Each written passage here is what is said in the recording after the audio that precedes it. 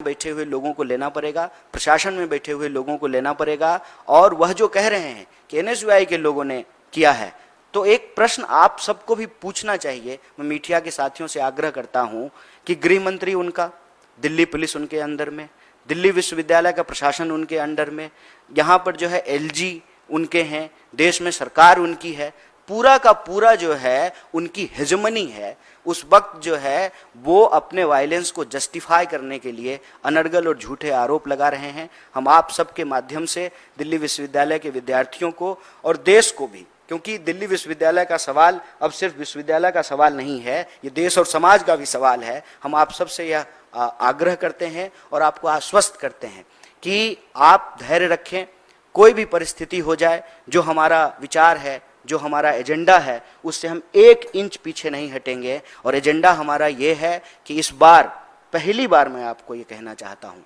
कि दिल्ली विश्वविद्यालय में विमेंस एजेंडा लाया गया है। और उस एजेंडे की सबसे खास बात यह है कि महीने के 2 दिन, कम से कम 2 दिन जो मेंस्ट्रुअल लीव की बात की जा रही है, और इसको लेकर के दिल्ली विश्वविद्यालय की लड़कियों ने जिस तरीके से रिस्पॉन्ड किया है। खास बात यह है कि जब हमारे कैंपेनर कैंपेनिंग कर रहे हैं तो महिला शिक्षिका आकर के कहती हैं कि हमारे लिए तुम लोग क्यों नहीं कर रहे हो। तो जिस तरीके से समर्थन मिल रहा है हमारा स्टूडेंट सेंट्रिक एजेंडा को, जिस तरीके से कॉलेज के भीतर जो एनएसयूआई से जुड़े हुए लोग नहीं हैं, रेगुलर स्टूडेंट हैं, पढ़ने वाले विद्यार्थी हैं, जो क्लास करते हैं, लाइब्रेरी जाते हैं, घर से आते हैं, वापस घर को जाते हैं, वो तमाम विद्यार्थियों का एक व्यापक सपोर्ट मिल रहा है। क्योंकि हमारा जो एजेंडा है उसमें हम राजनीति नहीं खेल रहे हैं। हमारे लिए ये नहीं है कि दिल्ली विश्वविद्यालय का चुनाव जीतें और तुरंत से जो है भाजपा में मंत्री बनने का जो है विकल्प खुला हुआ है। जो सरकार में होते हैं उनके प्रति यह आकर्षण स्वाभाविक है, लेकिन हम तो विपक्ष में बैठे हुए हैं और लगातार इस देश के मुद्दों पर बात कर रहे हैं। और आप हमारे पैनल को भी देखिए, हमारा पैनल साधारण किसान बैकग्राउंड के बच्चे हैं जो स्कॉलरशिप से पढ़ करके दिल्ली विश्वविद्यालय में पढ़ने के लिए आए हैं। और हमारा जो पॉजिटिव एजेंडा है, जो पॉजिटिव वाइब है, उससे व्यापक तरीके से विद्यार्थी भी जुड़ रहे हैं और विद्यार्थियों की सेवा करने वाले लोग भी जुड़ रहे हैं। और हमारा जो पैनल है उसमें एक लड़की के पिताजी जो है वो आर्मी में थे, माताजी उनकी जो है किसान हैं, तो वो समझते हैं कि सेवा का क्या मतलब होता है। इसीलिए हमने कहा कि चाहे देश में कोई भी इश्यूज हो, मणिपुर की अगर आप बात करें तब भी ये चुप रहे, महिला पहलवानों की बात करें तब भी ये चुप रहे, विश्वविद्यालय का बजट कट किया गया तब भी ये चुप रहे, हर साल जो डूसू का बजट था उसका क्या हुआ, दिल्ली विश्वविद्यालय ने उस बजट को क्या किया, उस पर भी ये चुप हैं। और जब चुनाव नजदीक आ गया है, इनको लगता है कि हम हार जाएंगे और सरकार में जो बैठे हुए लोग हैं उनके सामने एबीवीपी के जो नेता हैं उनकी इज्जत जो है वो दांव पे लगी हुई है। तो जो उनका असली कैरेक्टर है ना, कहते हैं ना कि परीक्षा के वक्त लोगों का असली चरित्र बाहर निकल जाता है,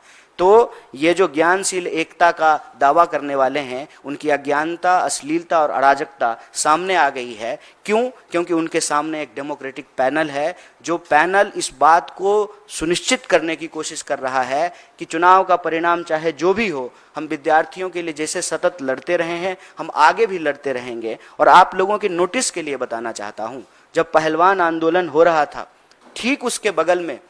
जो नॉर्थ ईस्ट के स्टूडेंट थे वो बगल में बैठे हुए थे और उनके ऊपर किसी का ध्यान नहीं जा रहा था। लेकिन विद्यार्थी लगातार इस देश में होने वाले किसी अन्याय को लेकर के जितनी उनकी क्षमता है वो आवाज को उठाते हैं। वो कहानी आप सब लोगों ने सुना है कि एक कोयल जो है अपने चोंच में पानी लेकर के आग बुझाने की कोशिश कर रही है, किसी का ध्यान आकर्षित नहीं हुआ। और उस किसान आंदोलन में जो हमारा पैनल के कैंडिडेट हैं वो बढ़ चढ़कर हिस्सा लेते थे, पहलवान आंदोलन में बढ़ चढ़कर के हिस्सा लेते थे, और उन्होंने ये देखा कि मणिपुर के लोगों के साथ किस तरह से अत्याचार होता है। फिर एनएसयूआई ने उसको सवाल बनाया, और ये दुखद भी है और आश्चर्यजनक भी कि जब तक वो एक विचलित करने वाला वीडियो नहीं आया तब तक देश और दुनिया का ध्यान मणिपुर पे आकर्षित नहीं हुआ। तो ये सब सवाल उठाने के चलते जानबूझ करके, खास करके जो पूर्वोत्तर का समर्थन, पूर्वांचल का समर्थन मिल रहा है, जो नॉर्थ ईस्ट के स्टूडेंट हैं, उत्तर पूर्व के विद्यार्थी जो उनका समर्थन मिल रहा है,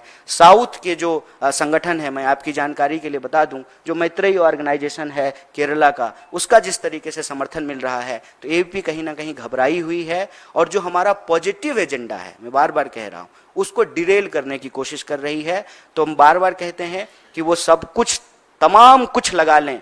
पूरी ताकत लगा लें। एक तरफ शासन और प्रशासन है, सरकार है, और दूसरी तरफ विद्यार्थी हैं, और विद्यार्थियों का यह प्रथम धर्म है कि वो शिक्षा के बुनियादी अधिकार की रक्षा करें, और सरकार का भी यह कर्तव्य है